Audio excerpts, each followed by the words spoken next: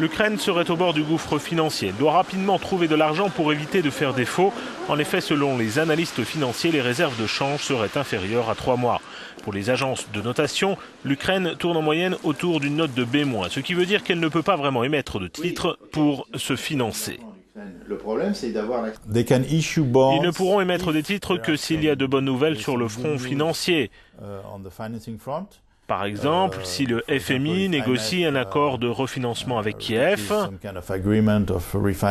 ou si l'accord d'association avec l'Europe était signé, ou encore si les Russes viennent au secours de l'Ukraine et déclarent publiquement qu'ils peuvent pourvoir une sorte de financement.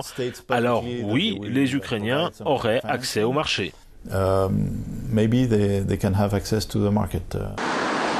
La Russie peut aider Kiev à éviter le désastre. D'ailleurs, pour cet analyste politique, Vladimir Poutine a certainement fait à Viktor Yanukovych une offre qu'il ne pouvait refuser. Concernant la Russie, je suis presque sûr que les négociations entre Yanukovych et Poutine, entre autres choses, ont porté sur un prêt à un taux préférentiel de la Russie.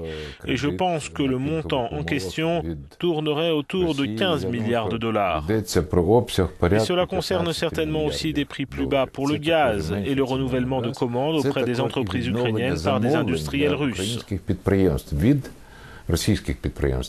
Avec un gaz russe acheté moins cher, l'Ukraine pourrait alors se tourner vers le Fonds monétaire international afin d'obtenir un prêt. Le FMI avait demandé une augmentation du prix national du gaz, mais avec le deal russe, nul besoin d'augmenter le fardeau des Ukrainiens.